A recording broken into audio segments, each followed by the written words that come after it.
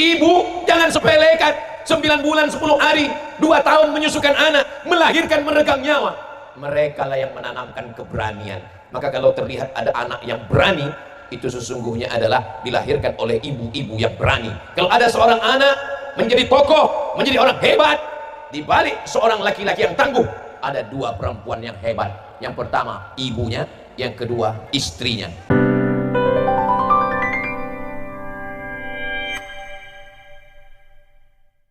Assalamualaikum warahmatullahi wabarakatuh. Apa kabar Bapak Ibu? Saya alhamdulillahi rabbil alamin. Allahumma sholli ala sayyidina Muhammad wa ala ali sayyidina Muhammad. Kullu amrin zibalin, semua amal yang baik, walam yubda' bi bismillah, kalau tidak dimulai dengan menyebut nama Allah, fahuwa aqta', maka amal itu putus, tidak bisa dibawa bekal menghadap Allah. Kita ingin semua langkah kaki kita, ayunan tangan, tetes peluh keringan air mata yang sudah bersusah payah sehingga pertemuan kita petang ini terwujud, mudah-mudahan semuanya dibalas Allah kebaikan.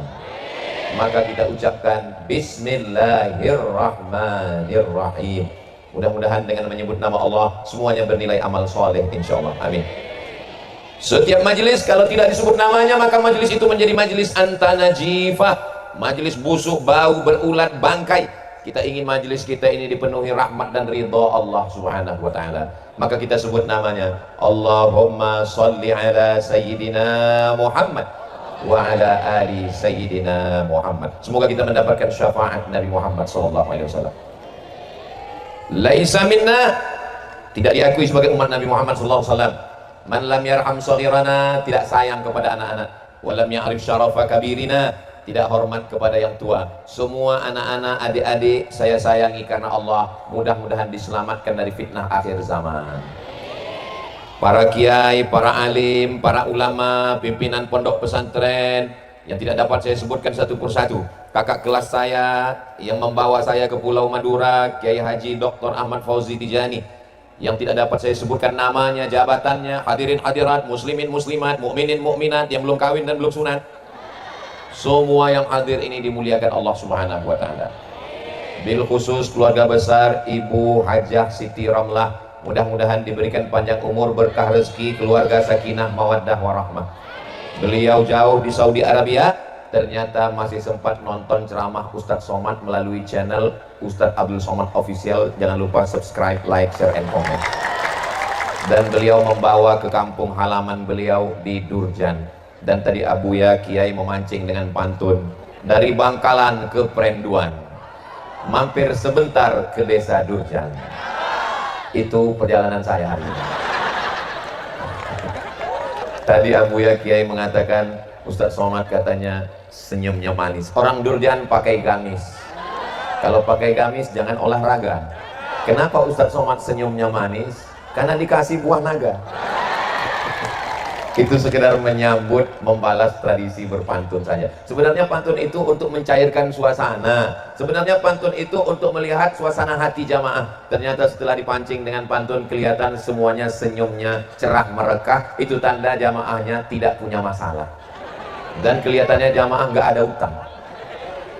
Ustaz tahu dari mana? Senyumnya bisa lepas gitu. Orang kalau lagi ada masalah susah mau dipancing dengan pantun senyum. Senyum pun paling sedikit-dikit. Tapi tadi senyumnya Masya Allah, kelihatannya semuanya keluarga sakinah mawaddah warahmah, keturunannya insya Allah soleh dan solehah. Yang ada utang insya Allah dilunaskan Allah Subhanahu wa ta'ala. Oh banyak juga yang belum. Yang belum ada jodoh dipertemukan dengan jodoh yang baik. Oh banyak sekali. Tapi kelihatannya yang bilang amin sudah menikah semua. Maksudnya amin, anak-anaknya nanti mendapatkan jodoh yang baik-baik, yang soleh dan solehah, qurrata a'yun, sejuk dipandang mata insyaallah. Amin ya rabbal.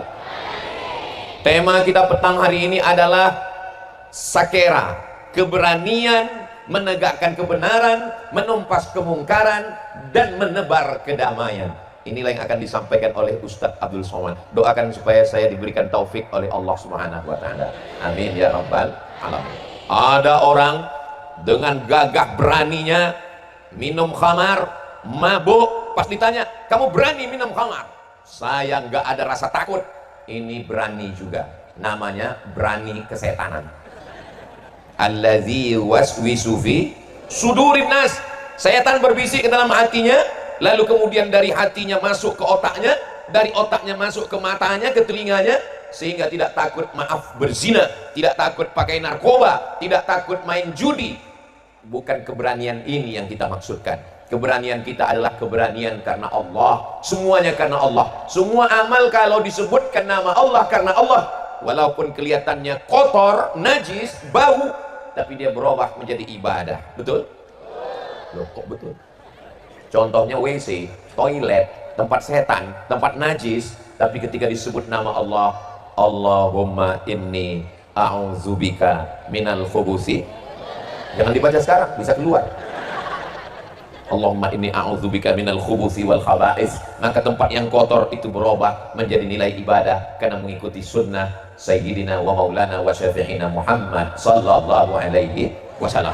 Jadi keberanian yang pertama, keberaniannya karena apa? Keberaniannya karena Allah. Adapun keberanian karena melawan agama Allah, melawan syariat Allah, itu bukan keberanian. Sekarang begitu banyak orang yang berani melawan ulama, melawan sunnah Rasulullah, mengejek-ejek. Apakah itu disebut sebagai keberanian? Keberanian, tapi keberanian karena kesetanan. Mudah-mudahan kita semuanya dilindungi Allah dari godaan setan. Makanya kita disuruh membaca Allahu la ilaha illa huwal hayyul qayyum. Jadi kalau ada teman kita, sahabat kita, jiran kita, kawan kita ngajak mabuk, ngajak minum, ngajak judi, ngajak zina, katakan tidak. Kalau dia tetap ngajak Allahu la ilaha illa huwal hayyul qayyum. Masalahnya kita bacakan ayat kursi, yang ngajak ini hafal Yasin. Karena sudah menjadi tradisi. Bukan itu yang dimaksud. Adapun keberanian dalam Islam adalah keberanian siapa? Keberanian seorang yang ketika dia sudah sampai pada puncaknya, keberanian untuk meninggalkan ayahnya. Ayah kandung sudah tua, sakit-sakitan, berani dia tinggalkan. Harta emasnya berani dia wakafkan. Dan kemudian ketika dia sampai ke dalam gua gelap, tengah malam, bisa jadi ada singa yang tidur di dalam, bisa jadi ada ular, tapi kemudian dialah yang masuk ke dalam. Laki-laki itu adalah Sayyidina Abu Bakrin Siddiq. Makanya ketika sholat tarawih, Bilal mengatakan Al-Khalifatul Awwal Sayyiduna Abu Bakrin Siddiq radhiyallahu anhu. Allah meridhoinya. Kenapa Allah meridhoinya? 3 keberaniannya. Berani meninggalkan ayah, berani meninggalkan keluarga, berani memberikan hartanya untuk agama Allah. Mudah-mudahan generasi kita juga termasuk generasi yang berani, insya Allah. Amin. Belum pernah lagi Ustadz Somad begitu dipanggil protokol. Berikut ini mari kita dengarkan tausiah yang akan disampaikan oleh Ustadz Abdul Somad. Lalu jamaahnya menjawab radhiyallahu an. Kenapa? Karena sahabat Nabi itu memang Allah yang menyebut mereka radhiyallahu an. As-sabiqunal awwaluna minal muhajirin wal ansar. Mereka yang dulu masuk Islam dari kalangan muhajirin dan ansar. Walladzina taba'uhum bi ihsan. Mereka yang mengiringi, mengikuti dengan ihsan. Mereka itu kata Allah radhiyallahu anhum. Mereka diridhai Allah wa radu an, dan mereka pun ridha kepada Allah. Sedangkan kita belum diridhai Allah, tapi kita berharap mudah-mudahan dengan acara kita petang ini kita termasuk yang diridhai Allah Subhanahu wa taala. Amin ya rabbal alamin. Kamu kenapa belum menuntut ilmu ke pondok? Saya nggak berani ninggalkan ayah saya, ninggalkan ibu saya. Tidak punya keberanian. Kamu belum masuk pondok pesantren? Belum. Kenapa? Karena belum berani meninggalkan ibu. Ibunya juga belum berani berpisah dengan anak. Bukan keberanian seperti ini. Alhamdulillah, pondok pesantren banyak sekali di Pulau Madura, 4 kabupaten. Kalau dibandingkan dengan Sumatera, apalagi di Riau, jauh. Ini menunjukkan dengan banyaknya pondok pesantren berarti orang-orang berani mewakafkan tanah, berani berpisah dengan anak, berani untuk menuntut ilmu. Mudah-mudahan Allah menjaga pulau ini tetap terjaga, terpelihara. Baldatun thayyibatun wa rabbun ghafur. Saya berani mewakafkan tanah saya, Ustaz. Nanti itu ada tanah, saya wakafkan. Tanah siapa? Enggak tahu. Ya enggak bisa. Keberanian itu datangnya dari mana? Keberanian itu datangnya dari dalam. Memberikan harta itu adalah keberanian yang luar biasa. Saya berani mati, Ustaz. Banyak sekarang orang menyebut dirinya pasukan berani mati, tapi masih koma. Ujungnya berani mati, takut lapar. Mati berani, lapar takut. Saudara yang dimuliakan Allah Subhanahu wa taala, keberanian ini datangnya dari lubuk hati yang paling dalam. Orang takut kepada kematian, kenapa? Karena meninggalkan kehidupan, rumah, kebun, suami, istri, anak, yang sekarang nyata, yang sekarang kelihatan, yang sekarang bisa dipegang, nyata. Rumah nyata, kebun nyata, suami nyata, istri nyata. Tapi begitu ruh keluar dari jasad, ini ruh masih ada di dalam jasad. Jamaah, ruh masih ada dalam jasad? Alhamdulillah. Kalau ada teman sebelah yang itu berarti ruh sudah mulai keluar. Sekarang semuanya nyata, rumah nyata, mobil nyata, jamaah nyata, ibu-ibu nyata, kiai nyata. Tapi begitu ruh keluar dari jasad, maka yang nyata ini menjadi tidak nyata. Sekarang kalau ada yang nantang-nantang, saya nggak percaya tuh sama ustaz, mana malaikat, mana Tuhan, mana surga, mana neraka, jangan marah, bilang tenang, nanti kalau ruh kamu sudah saya keluarkan, semuanya menjadi nyata. Yang sekarang nyata menjadi tidak nyata hanya dalam hitungan nafas. Innama amruhu idza arada syai'an ayyaqula lahu kun fayakun. Kita semua akan mati menghadap Allah. Lalu kemudian apa yang ditakutkan? Berani hidup, tak takut mati. Takut mati, jangan hidup. Takut hidup, mati saja. Itu dapat saya baca buku teman saya, namanya Ustadz Abdul Hadi, ketika di Mesir, alumni Gontor. Di halaman-halaman belakang saya baca pesan kiai, berani hidup, tak takut mati. Takut mati, jangan hidup. Takut hidup, mati saja. Gimana mau mati Pak Ustadz? Orang saya belum ajalnya. Nanti ketika ngelihat ada jenazah lewat, ikut. Permisi sama keluarganya. Boleh ikut? Boleh, silakan. Saudaraku yang dimuliakan Allah Subhanahu wa taala, keberanian Sayyidina Abu Bakar Siddiq untuk memeluk agama Islam, padahal ayahnya Abu Quhafah benci, meninggalkan ayah dan keluarga, hartanya untuk Islam. Inilah yang disebut dengan keberanian. Adapun keberanian melawan perintah Allah, keberanian berbuat maksiat, bangkit dari dalam hati. Wa nafsin wa ma sawwaha fa alhamaha fujuraha wa taqwaha. Ada dua jalan. Jalan kiri namanya jalan fujur, jalan kanan namanya jalan takwa. Ini jamaahnya Masya Allah tabarakallah, sudah dibuatkan tenda khusus. Ini tenda laki-laki, tidak ada perempuan. Oh, ada sedikit. Saudara yang dimuliakan Allah Subhanahu wa taala, Ustaz Somad ketika nyebut fujur ke kiri, nyebut takwa ke kanan, jangan tersinggung. Ya tapi nunjuknya jangan ke mana? Oke, nunjuknya ke langit. Fujur, takwa. Jadi kita ini tinggal memilih saja apa yang mau kita pilih. Ibu Hajah Siti Romlah beserta keluarga mau buat pengajian di desa Durjan, maka perlu keberanian ngurus izin ke desa, ngurus izin polsek, polres, dan kemudian tim yang menyusun semua acara ini sehingga terselenggara dengan baik. Masang videotron di belakang, masang sound sistemnya. Suara saya jelas sampai ke belakang Bapak Ibu? Alhamdulillah. Suara jelas Ustaz, wajah Ustaz yang nggak jelas. Saudara yang dimuliakan Allah Subhanahu wa taala. Lalu kemudian ada orang bercerita tentang seorang anak muda yang sangat berani dan perkasa. Dialah yang membebaskan satu kota yang dibangun oleh kaisar raja paling hebat di dunia. Nama raja itu Kaisar Konstantin. Siapa namanya? Konstantin. Dia bangun satu kota namanya Konstantinopel. Lalu kemudian anak muda ini menaklukkan Konstantinopel. Dia robah nama kota itu menjadi bukan namanya. Dulu orang kalau buat nama kota itu nama dia. Raja namanya Konstantin, dia buat kota Konstantinopel. Jadi seandainya saya ini raja membuat kota, nama kotanya Somadinopel. Lalu kemudian anak muda ini merubah kota itu menjadi kota yang Islam.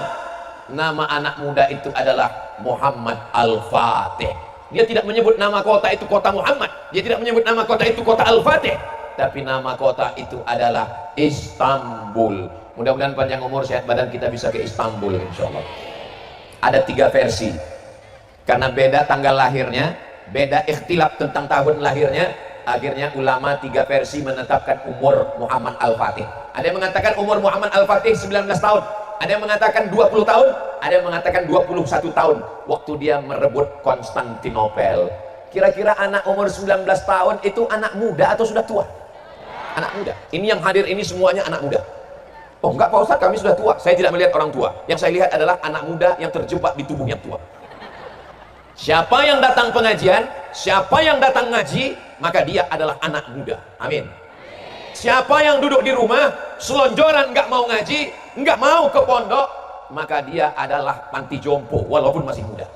Karena yang dilihat itu bukan fisiknya, yang dilihat bukan umurnya, tapi yang dilihat adalah semangatnya. 28 Oktober 1928 namanya Sumpah Pemuda, tapi isinya ternyata orang tua. Loh, kok disebut dengan Sumpah Pemuda? Karena yang dilihat bukan orangnya, bukan umurnya, tapi yang dilihat adalah semangatnya. Maka saya melihat yang hadir ini semuanya adalah pemuda-pemuda, insya Allah. Amin. Saudara yang dimuliakan Allah Subhanahu wa Ta'ala, maka Muhammad Al-Fatih keberaniannya luar biasa, umur 19 tahun. Hari ini kalau kita tanya anak umur 19 tahun, kamu umur berapa? 19 tahun. Muhammad Al-Fatih 19 tahun sudah merebut Konstantinopel. Kamu merebut siapa? Saya merebut hati dia. Ini tidak ada di Durjan, ini adanya di planet Mars. Anak muda di Durjan semuanya siap akan merebut Paris, Prancis akan menjadi negeri yang bersyahadat asyhadu an la ilaha illallah wa asyhadu anna muhammadan rasulullah. Allahu akbar. Dari mana keberanian Muhammad Al-Fatih itu datang? Ternyata ayahnya ketika memandikan dia masih kecil di seberang sungai, setiap hari ayahnya menunjukkan istana Konstantinopel. Wahai anakku, engkau akan merebut Konstantinopel. Wahai anakku, engkau akan merebut istana Konstantin. Yang menanamkan itu adalah ayahnya. Jadi ayahlah yang menanamkan keberanian dalam diri anak. Sekarang banyak ayah, apa yang ditanamkan dalam diri anaknya? Nanti kalau kamu sudah besar, kamu akan jadi PNS. Ya nggak salah, saya PNS. Saya pegawai negeri sipil dari tahun 2008 keluar 2019, nggak salah. Tapi pasanglah cita-cita yang tinggi. Kamu nanti kalau sudah besar akan menolong agama Allah. Insya Allah anak-anak kita ini semua akan menolong agama Allah, insya Allah. Amin. Siapa yang menanamkan keberanian dalam diri Muhammad Al-Fatih? Ternyata ada satu pohon besar, dan di bawah pohon besar itu ada satu makam.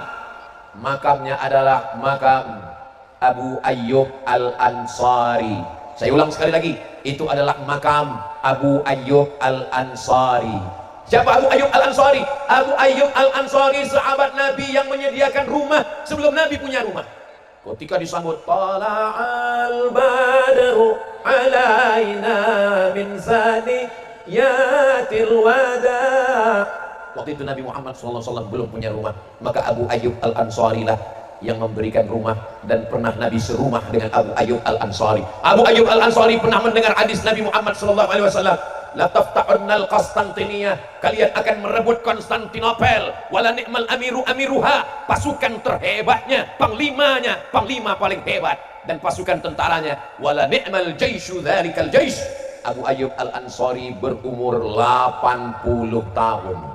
Umur 80 tahun Abu Ayyub Al-Ansari menuju Turki.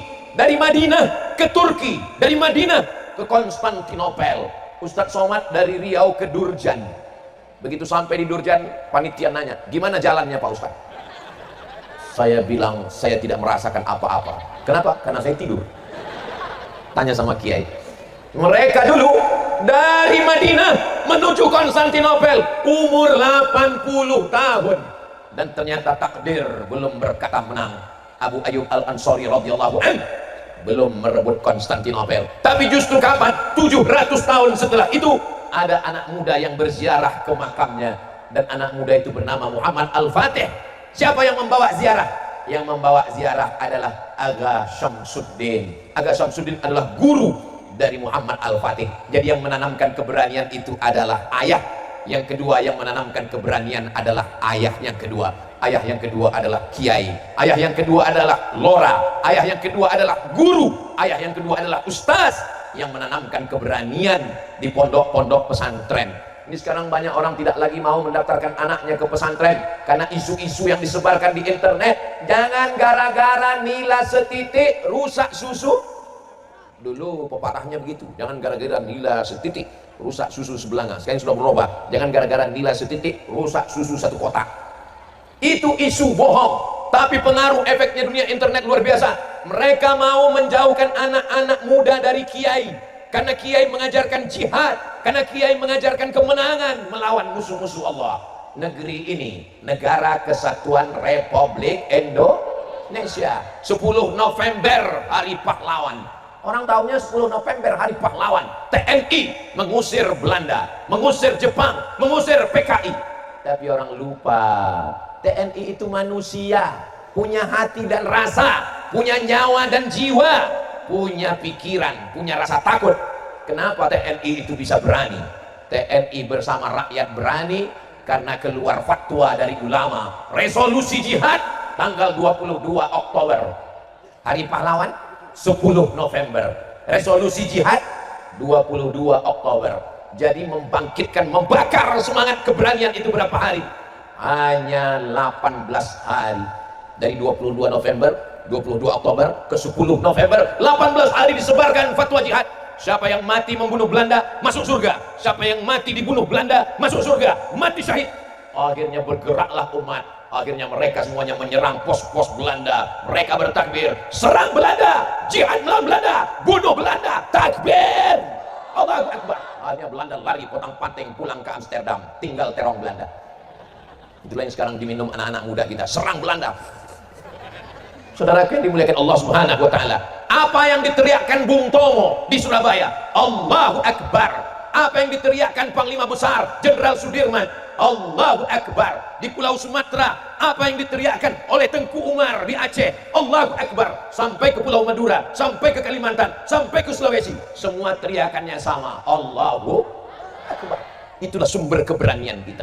Ada orang naik pesawat, yang satu baca doa, Allahu Akbar, Allahu Akbar, Allahu Akbar, subhanalladzi sakhkhara lana hadza wa ma kunna lahu muqrinin wa inna ila rabbina lamunqalibun, Allahumma antas shahibu fis safar wal khalifatu fil ahl.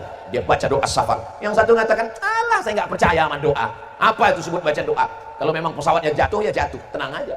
Tapi begitu pesawat sudah sampai di atas, terjadi turbulensi, masuk ke dalam awan yang hampa udara. Tiba-tiba pesawatnya jatuh beberapa ratus meter. Yang sudah baca doa tenang, yang belum baca doa kaget. Dan ketika pesawat mulai jatuh, apa kata dia? Oh my God, oh my God, oh Tuhanku. Katanya tadi nggak ada Tuhan. Sebenarnya dalam lubuk hati yang paling dalam, dia malu-malu mengatakan ada Allah. Jadi keberanian itu bangkitnya dari Allah Akbar. Tapi yang menanamkannya siapa? Yang menanamkannya ayah, maka ayah tanamkan keberanian. Yang menanamkannya siapa? Aga Syamsuddin, dua yang menanamkan. Jadilah ayah yang menanamkan keberanian kepada anak, dan jadilah ibu. Bagaimana Pak Ustadz? Oh, ibu perannya luar biasa. Kalau ayah hanya sekedar mengganti pampers sekali-sekali, kalau ayah hanya sekedar menanamkan, tapi ibu menanamkan keberanian dalam janin. Berapa lama? 9 bulan 10 hari. Di Durjan mengandung masih 9 bulan 10 hari. Alhamdulillah. Di tempat lain sudah 4 bulan. Karena katanya efisiensi. Saudara yang dimuliakan Allah Subhanahu wa taala, ibu jangan sepelekan 9 bulan 10 hari, 2 tahun menyusukan anak, melahirkan, meregang nyawa. Mereka lah yang menanamkan keberanian. Maka kalau terlihat ada anak yang berani, itu sesungguhnya adalah dilahirkan oleh ibu-ibu yang berani. Kalau ada seorang anak menjadi tokoh, menjadi orang hebat, di balik seorang laki-laki yang tangguh, ada 2 perempuan yang hebat. Yang pertama ibunya, yang kedua istrinya. Di balik laki-laki yang sakit jantung juga ada istri yang luar biasa. Tapi di sini nggak ada, ini di semua sehat-sehat. Menurut survei lebih banyak laki-laki atau perempuan di akhir zaman? Perempuan banyak. Kenapa? Karena laki-laki banyak mati mendadak. Coba lihat iklan sakit kepala, lebih banyak laki-laki apa perempuan? Laki-laki. Laki-laki banyak sakit kepala. Kenapa banyak laki-laki sakit kepala? La alihi wa sahbihi ajma'in wa ala alihi wa sahbihi ajma'in. Sallu ala Nabi Muhammad. Ada seorang laki-laki dari Inggris, pasukan salib yang ingin merebut Palestina. Nama panglima perangnya adalah Richard the Lionheart. Lion singa, heart hati, Lionheart berhati singa. Richard the Lionheart, si Richard berhati singa. Tolong jangan kasih nama anak namanya Lionheart, nanti hatinya seperti singa. Karena dia panglima perang, dia tidak punya rasa takut, dia punya keberanian, maka dia disebut dengan Richard the Lionheart. Dia bawa pasukan tentaranya dari Eropa dan Inggris, menyeberang ke Afrika Utara, masuk ke Palestina. Dia mau merebut Palestina. Perang salib, Crusade. Sampai akhirnya takdir. Wah, tiba-tiba kotak datang.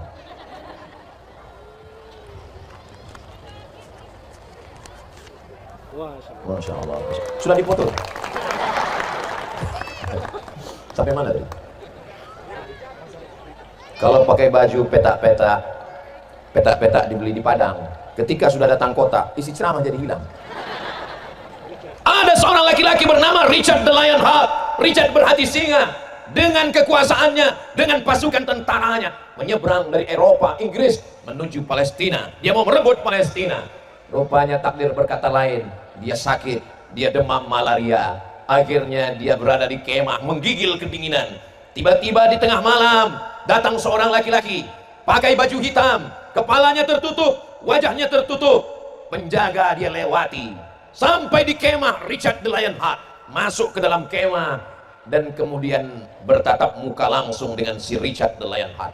Laki-laki itu berkata, "Hai Richard, seandainya aku mau membunuh kamu, aku tinggal mencabut pedangku dan aku akan membunuhmu. Kau mati, Richard." Laki-laki itu siapa? Laki-laki yang penuh dengan keberanian. Laki-laki itu bernama Muhammad Al-Fatih. Bukan. Laki-laki itu bernama kotak yang berada di hadapan Bapak Ibu, itu kotak untuk masjid. Jadi duit yang terkumpul nanti semua itu akan diserahkan ke masjid. Jangan khawatir duitnya dibawa Ustadz Somad pulang. Nah, itu sengaja kotaknya dibuat bibirnya lebar, tidak dipakai selasiban, supaya yang nggak bawa uang bisa masukkan cincin, gelang, rantai, gigi emas, masukkan semua. Insya Allah itu semua untuk masjid, dan itu akan menolong kita nanti di hadapan Allah Subhanahu wa Ta'ala. Pergi pagi pulang petang ke sawah cari uang, duit banyak, dimakan. Ma'akal tafa'afnaita, uang yang dimakan busuk. Wa malabista fa'ablaita, diberikan pakaian lapuk. Wa mata saddaq tafa'ambaita, yang dimakan busuk, yang dipakai lapuk, yang disedekahkan, itulah yang akan menjadi bekal untuk hari esok menghadap Allah Subhanahu wa Ta'ala. Amin ya rabbal alamin. Nah, ketika laki-laki itu datang ke kemah Richard the Lionheart, si Richard berhati singa. Lalu kemudian dia berkata, "Hai Richard, kalau aku mau aku bisa membunuhmu." Siapa laki-laki itu? Laki-laki itu bernama Salahuddin Al-Ayyubi. Salahuddin Al-Ayyubi. Orang barat tidak bisa menyebut Salahuddin Al-Ayyubi. Mereka menyebutnya Sultan Saladin. Saladin artinya Salahuddin. Alauddin, Aladin. Salahuddin, Saladin. Abdul Somad, Somash. Aku adalah Salahuddin Al-Ayyubi. Aku datang bukan mau membunuhmu. Aku berani, aku jantan. Tapi kalau kita berperang, kalau berhadapan berdua, lalu untuk apa Salahuddin Al-Ayyubi masuk ke kemah?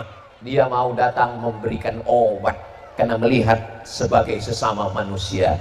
Itu yang membuat Richard the Lionheart malu. Kenapa? Karena kalau Salahuddin Al-Ayyubi mau membunuhnya, dia sudah lama mati di dalam kemahnya itu. Dia pulang dengan rasa malu, dia pulang dengan tidak berdaya. Akhirnya yang menguasai Palestina siapa? Yang menguasai Palestina adalah umat Islam. Yang merebut Palestina itu adalah Salahuddin Al-Ayyubi, dan dia orang Kurdi. Salahuddin Al-Ayyubi Al-Kurdi, orang Kurdi. Muhammad Al-Fatih At-Turki, dan insya Allah yang akan merebut Palestina itu yang ketiga Ad-Durji, orang Durjan. Amin. Orang Arab pernah, Umar bin Khattab Al-Qurashi, orang Arab. Al-Kurdi, orang Kurdi. Turki, Sultan Abdul Hamid. Sultan Abdul Hamid mempertahankan Palestina, mau dibayar dengan satu koper uang emas. Datang seorang Yahudi bernama Theodor Herzl. Ini kami bayar emas. Apa kata Sultan Abdul Hamid? Yang direbut dengan tetes darah dan air mata tidak layak untuk dibayar dengan emas. Saya tidak akan menjual Palestina. Rupanya orang Yahudi sakit hati. Mereka gulingkan Sultan Abdul Hamid tahun 1924. Hancur kekuasaan Islam di Turki. Hartanya dirampas, raja diusir, sultan dihilangkan oleh seorang laki-laki bernama Mustafa Kemal Atatürk. Lalu kemudian umat Islam lemah, tak berdaya, tak punya kekuasaan. Umat Islam menjadi negara-negara kecil. Dulu kalau ada umat Islam yang diganggu, ada seorang raja, seorang sultan yang berkuasa. Tapi ketika dia sudah menjadi kecil tercabik-cabik, persis dikatakan Nabi Muhammad sallallahu alaihi wasallam. Kamu nanti di akhir zaman seperti makanan di meja makan yang diperebutkan. Ada yang menarik kakinya, ada yang menarik kepalanya, ada yang menarik dadanya, ada yang menarik sayapnya. Persis seperti makanan di atas meja makan, diperebutkan. Aqillatun nahnu yawma idzin ya Rasulullah. Apakah waktu itu jumlah kami sedikit? Bal antum katsirun, kamu banyak. Lakinnakum ghutha'un ka ghutha'is sail. Tapi kalian seperti buih di tengah lautan. Bagaimana buih di tengah lautan? Dipukul ombak, dihempas gelombang, dihembus angin, tak bermakna, tak ada kekuatan sama sekali. Mudah-mudahan ramainya kita ini punya kekuatan, insya Allah. Amin. Siap ke Palestina? Jangan. Saudara yang dimuliakan Allah Subhanahu wa Ta'ala, kita belum mampu untuk menolong Palestina. Tapi kalau ulil amri pemimpin kita mengatakan kita buka pintu jihad, kita akan berangkat, kita daftar, maka kita akan mendaftar untuk menolong, membela saudara kita, insya Allah. Takbir. Seandainya kita hidup di zaman Salahuddin Al-Ayyubi, kita tidak dituntut di hadapan Allah. Kenapa kamu tidak ikut berjuang di Palestina? Karena Salahuddin Al-Ayyubi sudah membebaskan. Seandainya kita hidup di zaman Umar bin Khattab, kita tidak dituntut. Kenapa kamu tidak berjuang? Karena sudah ada Sayyidina Umar bin Khattab. Tapi kita ditakdirkan hidup di tahun 2025. Jangan salahkan takdir, jangan salahkan ustaz. Saya nggak mau juga jamaah ini menyalahkan. Ya salah ustaz, ya salah Allah ustaz. Allah pula disalahkan. Kenapa saya hidup tahun 2025? Kalau saya hidup di zaman Salahuddin, saya ikut tentara Salahuddin? Belum tentu. Kalau saya hidup zaman Nabi, saya ikut Nabi? Belum tentu. Bisa jadi ikut Abu Jahal, Abu Lahab. Insya Allah kita yang selalu bersama dengan ulama, al-ulama warathatul anbiya.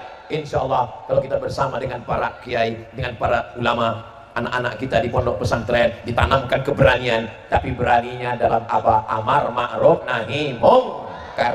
La ta'murunna bil ma'ruf, ajak orang buat baik. Wala tanhauna 'anil munkar, larang buat mungkar. Siapa orang yang paling lemah?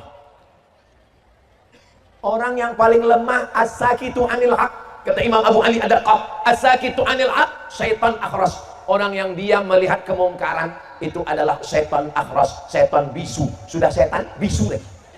Setan bisu karena diam melihat kemungkaran. Man ra'a minkum mungkaran, siapa di antara kamu melihat kemungkaran falyughayyirhu biyadihi, dengan tangan. Bapak Kades, peraturan desa tidak boleh judi, tidak boleh laga ayam, tidak boleh perselingkuhan, tidak boleh jual kamar. Ulama dengan lisannya nahi mungkar.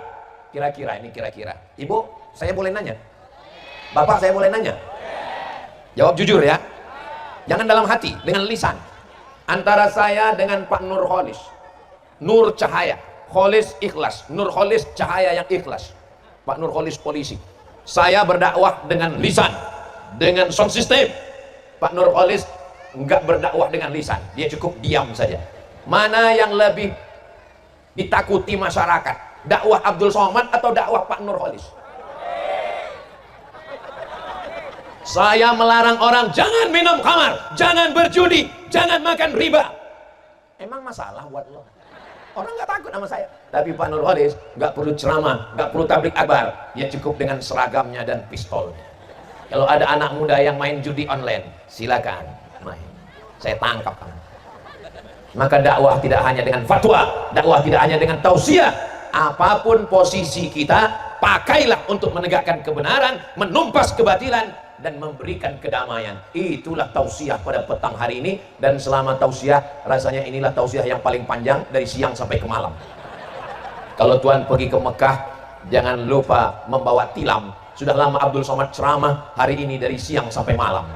Saudara yang dimuliakan Allah Subhanahu wa Ta'ala, jadi anggota dewan berdakwah dengan apa? Dengan perda, peraturan daerah, APBD, bantu pondok pesantren. Bagus apa nggak bagus? Bagus. Jadi bupati, gubernur, menteri, presiden keluarkan perpres, peraturan presiden, perbuk, peraturan bupati, pergub, peraturan gubernur. Tidak boleh jual khamar, tidak boleh ada lokalisasi, tidak boleh ada zina. Bisa atau tidak bisa? Bisa. Pakai jabatan kekuasaan untuk menolong agama Allah Subhanahu wa Ta'ala. Ujung jari, tinta dan pena pakai untuk menolong agama Allah. Karena sampai masanya nanti ketika kita mau berbuat, tapi seragam sudah ditarik negara, pistol sudah diambil pemerintah, jabatan tidak lagi ada. Ketika itu kita sudah berada di ruang ICU. Judul lagunya Setengah Nafasku Pergi. Waktu itulah mau berdakwah, Ustaz Abdul Somad, apa yang bisa saya lakukan? Astaghfirullah Rabbal baraya. Ke HP Ustadz Somad dari masyarakat Durjan. Kenapa masyarakat sekarang ini banyak yang bertikai, yang satu begini, yang satu begono. Akhirnya kami masyarakat ini bingung. Ustadz Abdul Somad bingung karena nggak ngaji. Kalau ngaji mondok dengan kiai pasti nggak bingung. Khilaf fikih. Yang satu Allahu Akbar, Alhamdulillahi Rabbil Alamin. Yang satu Allahu Akbar, Alhamdulillahi Rabbil Alamin. Yang satu lagi Allahu Akbar, Bismillahirrahmanirrahim, Alhamdulillahi Rabbil Alamin. Bingung kami Pak Ustaz. Yang satu nggak pakai bismillah, yang satu bismillahnya berbisik, yang satu bismillahnya keras. Terus saya nggak sholat. Makanya ngaji. Kalau ngaji sama Kiai Dr. Ahmad Fauzi Tijani dengan para kiai, para alim, para ulama, nanti akan diberikan kitab 4 mazhab ditulis oleh Imam Ibn Rushd, Bidayatul Mujtahid wa Nihayatul Muqtasid. Yang bismillahnya sir, mazhab Hanafi dan Hambali. Bismillahirrahmanirrahim, Alhamdulillahi Rabbil Alamin. Hanafi dan Hambali. Kalau bismillahnya nggak ada, nggak ada bismillah, Alhamdulillahi Rabbil Alamin, mazhab Maliki. Kalau bismillahnya jahar, Bismillahirrahmanirrahim, mazhab Syafi'i. Tapi kita di Nusantara, Brunei Darussalam, Malaysia, Singapura, Indonesia, Patani, Thailand Selatan, Moro, kita semua mayoritasnya mengikut mazhab Imam Syafi'i. Siapa ulama Madura yang lama di Makkah? Syekhona Khalil bin Abdul Latif Al-Bangkalani, mazhabnya Syafi'i. Setelah itu siapa muridnya? Hadratus Syekh Muhammad Asyim Asy'ari, sampai ke Makkah, pulang, mazhabnya Syafi'i. Tapi sekarang Pak Ustadz, kok di Saudi Arabia itu waktu kita sholat di sana, waktu umrah, bismillahnya sir? Itu sejak 1924 King Abdul Aziz menguasai Saudi Arabia. King Abdul Aziz mazhabnya Hambali. Itu Pak Ustadz tetangga saya. Itu mazhab apa? Itu bukan mazhab Hambali, bukan mazhab Syafi'i, bukan mazhab Maliki, bukan mazhab Hanafi. Mazhab apa? Mazhab Valentino Rossi. Saudaraku yang dimuliakan Allah Subhanahu wa Ta'ala. Makanya kalau ngaji, insya Allah nggak bingung. Kenapa? Karena dia ngerti masalah khilafiyah. Datang orang menghadap Ustadz Abdul Somad. Ustadz Abdul Somad, ya, saya sudah berzina, mohon maaf. Lalu kemudian saya bacakan ayatnya. Az-zaniyatu waz-zani, pezina perempuan dan pezina laki-laki, fajlidu kulla wahidin minhuma mi'ata jaldah, cambuk 100 kali. Lalu saya minta cambuk, carikan saya cambuk. Cambuk mana Pak Ustadz? Cambuk sapi. Lalu kemudian saya cambuk dia 100 kali. Sore-sore langsung saya dipanggil sama Kapolsek, ditangkap. Kenapa? Karena sudah menganiaya orang. Kenapa hukum hudud dan hukum itu tidak bisa qisas dilaksanakan? Karena kita tidak ada perangkatnya. Perangkatnya tidak ada. Datang orang yang sudah menikah. Kalau diterapkan asy-syaikhu wa syaikhatu, laki-laki perempuan yang sudah menikah, idza zanaya, kalau dia berzina, farjumuhum al-battah, rajam sampai mati. Oh, kita tadi azan asar berkumandang, jamaah tetap menunggu Ustadz Somad. Ini kalau tausiah dilanjutkan, nanti jamaahnya nggak sholat asar, ditanya sama malaikat, kenapa nggak sholat asar? Karena Ustadz Abdul Somad. Jadi menjelang matahari tenggelam, kita nanti pulang sempatkan sholat asar. Loh, Ustadz nggak sholat asar? Sudah jamaah takdim. Saudara yang dimuliakan Allah SWT, tadi saya mulai jam 4.15, sekarang sudah jam 5.10. Jadi tetap kode etik pengajian Ustadz Somad 60 menit. Walaupun saya tidak diingatkan Kiai, memang terasa semutnya sudah naik ke atas, sudah kesemutan. Itu yang dapat saya sampaikan pada kesempatan yang baik dan mulia ini. Selama 1 jam ini ada kata-kata yang menyinggung perasaan tidak berkenan di hati. Maukah Bapak Ibu memaafkan saya? Alhamdulillah. Ala hadhihi niyah wa kulli niyatin shalihah. Al-Fatihah.